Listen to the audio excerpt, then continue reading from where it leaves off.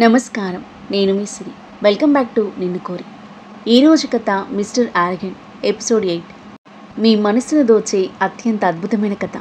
కథ నచ్చితే లైక్ చేయండి. లైక్తో పాటు తప్పకుండా హైప్ చేయండి. ఇక కథలోకి వెళ్తే, హారతి ఇచ్చి సరస్వతి ఆహ్వానించగా రుద్ర మహి జంటగా కుడికాలు పెట్టి ఇంట్లోకి అడుగుపెట్టారు. లోపలికి రాగానే క్షణం కూడా ఆగకుండా డైరెక్ట్గా తన గదికి వెళ్ళాడు రుద్ర. సరస్వతి చేతిలో ఉన్న దియ మహిని నవ్వుతూ చూస్తూ తన చిన్న చేతులను చాచింది. మహి ముఖం ఈరోజు 1000 వోల్టుల బల్బులా వెలిగిపోయింది. దియాని ఎత్తుకొని బుగ్గలను ప్రేమగా ముద్దు పెట్టుకుంది. దియా, ఈ రోజు నుండి నేను నీకు అత్తను. ఇక శాశ్వతంగా నేను నీతోనే ఉంటాను. ఎక్కడికి వెళ్ళను. నీ కోపిష్టి మామ నేను పెళ్లి చేసుకున్నా అని నవ్వుతూ చెప్పింది. దియా కళ్ళు బ్రైట్గా మెరిశాయి. హ్యాపీగా నవ్వుతూ మహిని హత్తుకుంది. సరస్వతి నవ్వుతూ ఆ దృశ్యాన్ని చూస్తుంది. ప్రీతి దగ్గరకొచ్చి మహిని గాఢంగా హత్తుకుంది. నా బెస్టీ మై జాన్ పెళ్లి చేసుకుంది అంటే నేను నమ్మలేకపోతున్నాను. ఇప్పుడు నువ్వు వేరొకరు సొంతమైపోయావు. మన ఇద్దరం ఇంతకు ముందులా ఉండలేం కదా అని ఎమోషనల్ అయింది. మహి ప్రీతి బుగ్గల నుండి కారుతున్న కన్నీళ్లను తుడిచి, నువ్వు నా చెల్లివి. నా మీద నీకంటే ఎక్కువ హక్కులు ఎవరికీ ఉండవు. నువ్వు ఇక్కడికి ఎప్పుడైనా రావచ్చు. నేను వస్తూ ఉంటాను. ఇప్పుడు నా మ్యారేజ్ లైఫ్ హ్యాపీగా ఉండాలని కోరుకో. నాకది నిజంగా అవసరం అంది నవ్వుతూ. ప్రీతి నవ్వి, నీ మ్యారేజ్ లైఫ్ హ్యాపీగా ఉండాలని మనస్ఫూర్తిగా కోరుకుంటున్నాను.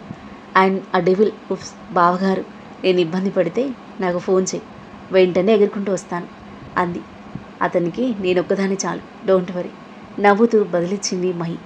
ఇద్దరూ ఒకరినొకరు కౌగిలించుకున్నారు. భోజనం చేసి ప్రీతి వెళ్ళిపోయింది. పెళ్లి హడావిడి ముగిసింది. ఇల్లంతా మళ్ళీ ఎప్పటిలా ఉంది. దియాను సరస్వతికి ఇచ్చి శారీ చేంజ్ చేసుకోవడానికి వచ్చిన మహికి ఖాళీ రూమ్ దర్శనమిచ్చింది. అక్కడ తన థింగ్స్ ఏవీ కనిపించలేదు. వెంటనే కిందకు పరిగెత్తి, సరస్వతి ఆంటీ, నా బట్టలు నా గదిలో లేవేంటి అని అడిగింది అయోమయంగా. సరస్వతి చిన్నగా నవ్వి, టెన్షన్ పడకు, నీ బట్టలు వస్తువులు అన్నీ రుద్రాజ్ బాబు గదికి మార్చబడ్డాయి. ఇప్పటి నుండి అది నీ గది అవుతుంది అంది. మహి మొహం చిన్నబోయింది. ఓ మై గాడ్, ఇప్పుడు మేము ఒకే గదిలో ఉండాలా? మేమిద్దరం ఎదురుగా ఉండడం కూడా తట్టుకోలేకపోతున్నాం. మరి ఎలా కలిసి ఉండగలం? నా గదిలోకి ఎవరొచ్చినా నేను సహించను అని సీరియస్గా వార్నింగ్ ఇచ్చాడు కదా, అదంతా ఏమైంది? దియా విషయానికొస్తే బాబు ఏదైనా చేయగలడు. అలాగే ఈ సమయంలో దియా కస్టడీ కేసును బలోపేతం చేయడానికి మీరిద్దరు కలిసి ఉండడం మంచిది అని బదిలిచ్చింది సరస్వతి. మహి మొహం చిట్లించుకుని మనసులో 1000 ప్రశ్నల భారంతో నెమ్మదిగా మెట్లెక్కి రుద్ర గదివైపు నడిచింది. ప్రతి అడుగుతో ఆమె గుండె వేగంగా కొట్టుకోవడం మొదలుపెట్టింది. గది దగ్గరికి వచ్చాక లోపలికి వెళ్ళడానికి ధైర్యం సరిపోలేదు. డోర్ అవతల వైపు ఉంది అపరిచితుడు కాదు, తన భర్త. ఇప్పుడు ఆ గదిలోకి వెళ్ళడానికి తనకి రైట్ ఉంది. గట్టిగా ఊపిరి పీల్చుకుని డోర్ నాక్ చేసింది. రెస్పాన్స్ లేదు. బహుశా తన నిద్రలో ఉండొచ్చు అనుకొని తన హార్ట్పై చెయ్యి వేసుకొని తనని తాను కంట్రోల్ చేసుకొని నెమ్మదిగా డోర్ ఓపెన్ చేసి సైలెంట్గా లోపలికొచ్చింది. టైం అప్పటికే సాయంత్రం 6 అవుతుంది. గదిలో మసక వెళుతున్నది. రుద్ర బెడ్ మీద పక్కకు తిరిగి ప్రశాంతంగా నిద్రపోతున్నాడు. మహి నెమ్మదిగా ఏ శబ్దం చేయకుండా వార్డ్రోబ్ దగ్గరకొచ్చి ఓపెన్ చేసి చూస్తే రుద్ర బట్టలు చాలా నీట్గా వేటికవి సపరేట్గా అరేంజ్ చేసి ఉంటే తన బట్టలు మాత్రం ఒక మూలలో ఉంచబడ్డాయి. కొత్త పెళ్లి కూతురు బట్టలు ఇలాగే మూలపడుంటాయా అని అసహనంగా గొనుక్కుంటూ నైట్ డ్రెస్ బెడ్ మీద పెట్టి డ్రెస్సింగ్ టేబుల్ ముందు కూర్చొని తన నగలను ఒక్కొక్కటిగా తీయడం ప్రారంభించింది. నుదుటి నుండి బింది, ముక్కుపుడక, చెవులకున్నవి అన్నీ తీసి మెడలో నెక్లెస్ తీస్తూ ఉంటే ఆమె చేతులకు ఉన్న గాజులు ప్రతి కదలికతోనూ గలగలా మోగుతున్నాయి. నిశ్శబ్దంగా ఉన్న ఆ గదిలో గాజుల గలగలలు అలారం కంటే తక్కువేం కాదు. ఆ సౌండ్స్కి రుద్రకి మేల్కు వచ్చింది. కళ్ళు తెరిచి చూస్తే తన కళ్ళ ముందు కొత్తగా పెళ్ళైన వధువు కూర్చొని ఉంది. నెక్లెస్ హుక్ జుట్టులో చిక్కి తీయడానికి తన జుట్టుతో ఇబ్బందిగా పోరాడుతుంది మహి. ఆ గాజుల శబ్దం అతనికి నిజంగా చిరాకు తెప్పిస్తుంది. అసహనంగా బెడ్ మీద నుండి లేచి ఏమీ మాట్లాడకుండా మహి వెనక్కి వెళ్ళి వంగి హుక్ తీయడానికి ప్రయత్నిస్తున్న ఆమె చేయి పట్టుకున్నాడు. మహి ఒక్కసారిగా ఉలిక్కిపడింది. ఏం చేస్తున్నావు అని అరుస్తూ భయంతో లేచి నిలబడింది. రిలాక్స్, నేను ఈ హెయిర్లో ఇరుక్కుపోయిన నెక్లెస్ తీయడానికి వచ్చాను. డెఫినెట్గా నీకు హెల్ప్ చేయడానికి రాలేదు. నీ గాజుల సౌండ్ నన్ను ఫుల్గా డిస్టర్బ్ చేస్తుంది. దాన్ని ఆపడానికి వచ్చాను ఎలాంటి బ్యాడ్ ఇంటెన్షన్తో కాదు, సీరియస్ టోన్లో అంటూ ఆమె భుజంపై చేయి వేసి వెనక్కి తిప్పబోతుంటే రహీనా వెనక్కి జరిగింది. ఆమె మనసులో ఏదో బెరుకు, భయం. కానీ ఆ మరుసటి క్షణంలోనే రుద్ర ఆమె చేతిలో ఒకదాన్ని ఆమె వెనక్కి తీసుకొని ఒక చేత్తో గట్టిగా పట్టుకుని మరో చేత్తో ఆమె జుట్టుకి విముక్తి కలిగించాడు.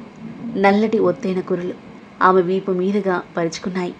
విడిపడిన ఆ కుర్ల నుండి చిక్కుకున్న హుక్ చాలా ఈజీగా వేరుచేసి నెక్లెస్ ఆమె చేతిలో పెట్టి తన చేతిని వదిలేశాడు. మహి సైలెంట్గా చూస్తుంది. పెళ్ళైపోయింది కదా, ఈ అలంకారాలన్నీ అవసరం లేదు కదా, ఈ గాజులన్నీ వెంటనే తీసేస్తావా? I really don't like noise in my room అని షార్ప్ లుక్స్తో సీరియస్గా చెప్పి బెడ్ మీద అటువైపు తిరిగి పడుకున్నాడు. అతని మాటలు గది గోడల నుండి ప్రతిధ్వనిస్తూనే ఉన్నాయి. మహి నోరు తెరిచి కళ్ళు పెద్దవిగా చేసి అలాగే నిలబడింది. మై రూమ్, ఆమె మనసులో ప్రతిధ్వనిస్తుంది ఆ మాట. చురుగ్గా అతని వైపు చూసింది. ఇప్పుడు ఇది మీ గది కాదు, మన గది డియర్ హస్బెండ్ గారు. నేను నాకు నచ్చిన విధంగా ఉంటాను, మీ రూల్స్తో నాకు అవసరం లేదు అని తను ఘాటుగానే అరిచి ఒక్క క్షణం కూడా ఆలస్యం చేయకుండా డ్రెస్ తీసుకుని కోపంగా వాష్రూంలోకి దూసుకెళ్ళింది.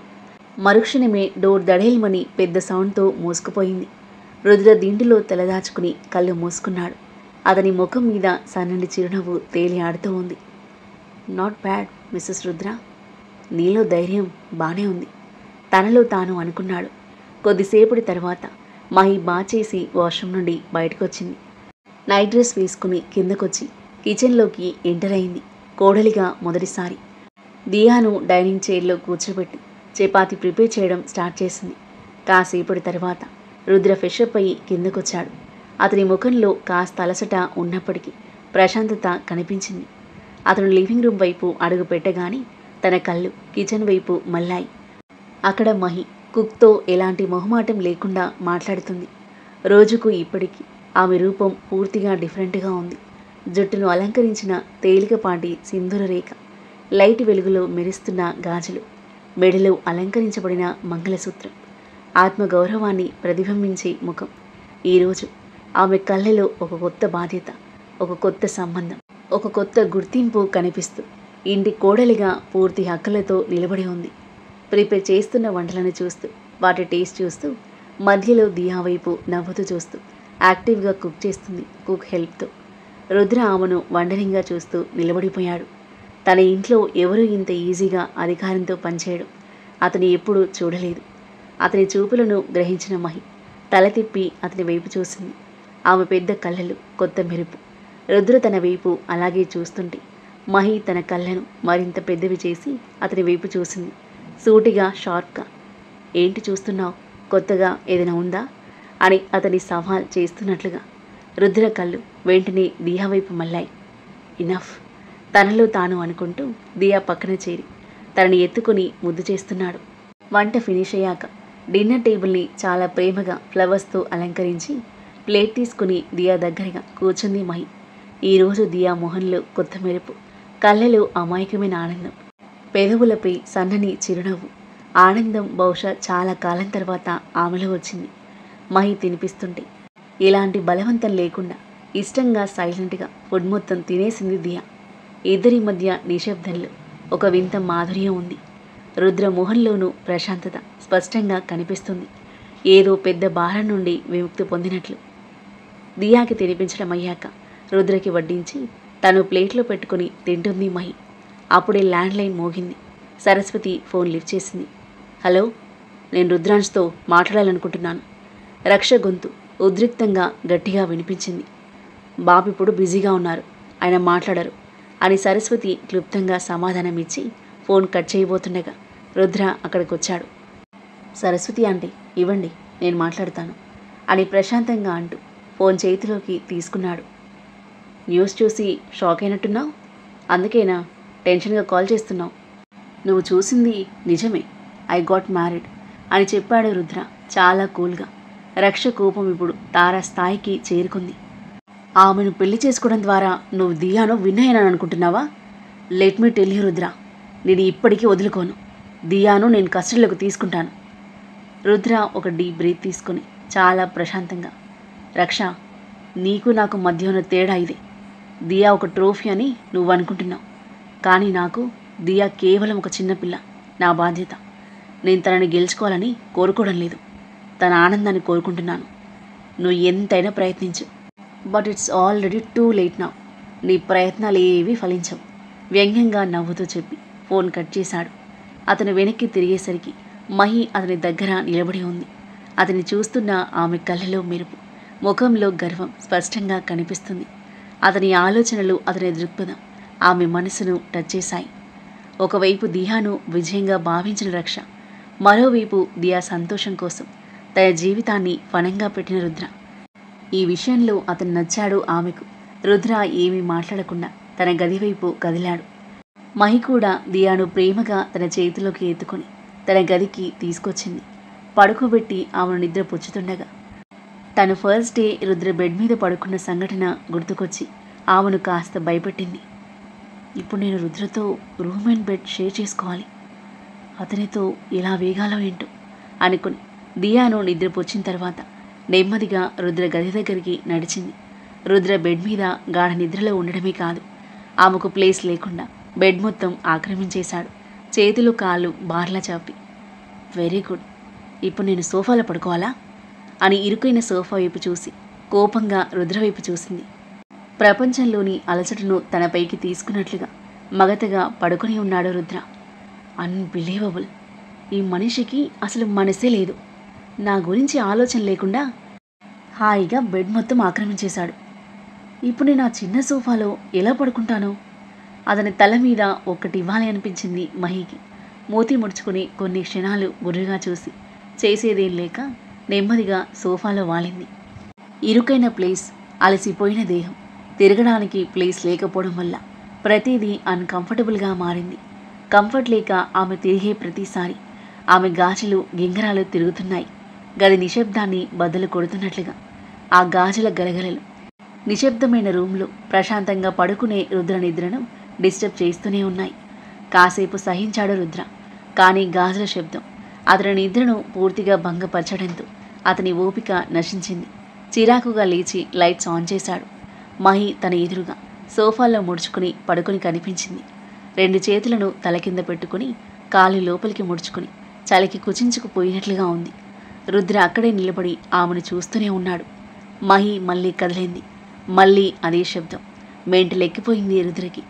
ఇనఫ్ ఇనఫ్ అనుకుంటూ ఫాస్ట్గా ఆమె దగ్గరకు వచ్చి ఆమె చేతులు పట్టుకుని ఆమెను కూర్చోబెట్టాడు. ఫుల్గా అలసిపోయి గాఢ నిద్రలో ఉంది మహి. రుద్ర సాయంత్రం రెస్ట్ తీసుకున్నాడు, కానీ ఆమెకు నైట్ సరిగ్గా నిద్రలేక రుద్ర తనని కూర్చోబెట్టింది కూడా తెలియనంత డీప్ స్లీప్లో ఉంది. తూలిన ఆమె తల రుద్ర ఛాతీ మీదకి చేరిపోయింది. గ్రేట్, ఇప్పుడు నేను ఇరుక్కున్నాను. ఈ అమ్మాయి పూర్తిగా అన్కాన్షియస్ స్టేట్లో నిద్రపోతుంది అని దూరం జరిపిపోతుంటే ఇంకాస్త అతన్ని అతుక్కుపోయింది మహి. ఆమె 2 చేతులు అతని ఛాతీ మీదున్నాయి. ఆమె ఊపి అతని మెడను వెచ్చగా తాకుతుంది. ఒక వింత ఫీలింగ్ రుద్రలో. అతని శ్వాస కొంచెం వేగంగా మారింది.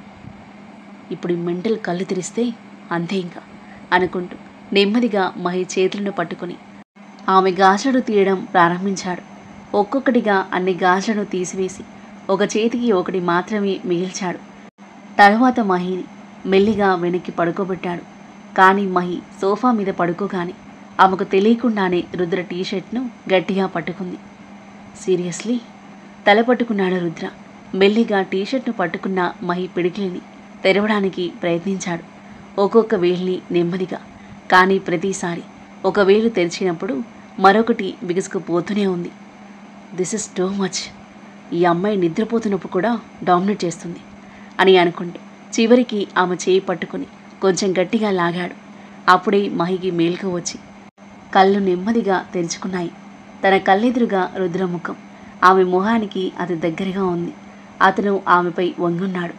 ఏ క్షణమైనా అరుస్తుందేమో అన్నట్లుగా ఆమె కళ్ళు పెద్దవయ్యాయి. రుద్ర వెంటనే చేత్తో ఆమె నోరు మూసేశాడు. ఆ తరువాత ఏం జరగబోతుంది? మహి రియాక్షన్ ఏంటి? రుద్ర మహిళ మధ్య ఇలాంటి సన్నివేశాలు చోటు చేసుకోబోతున్నాయి. పెళ్లి తర్వాత వారి కొత్త ప్రయాణం ఎలా సాగబోతుంది? దియాను దక్కించుకోవడం కోసం దక్ష సమీర్లు ఎలాంటి ప్లాన్లు వేయనున్నారు? రుద్ర ఆ ప్లాన్లను తిప్పికొడతాడా? అద్భుతమైన కథనంతో మీ మనసుకు నచ్చే సన్నివేశాలతో ఊహకందని మలుపులతో ఎంతో ఆసక్తికరంగా సాగి ఈ కథ యొక్క నెక్స్ట్ ఎపిసోడ్ కోసం మన నెక్స్ట్ వీడియో చూడండి. కథ నచ్చితే లైక్ చేసి కామెంట్ చేయండి. ఇంకా ఇలాంటి ఇంట్రెస్టింగ్ స్టోరీస్ కోసం మన ఛానల్ని సబ్స్క్రైబ్ చేయండి. Thank you for listening.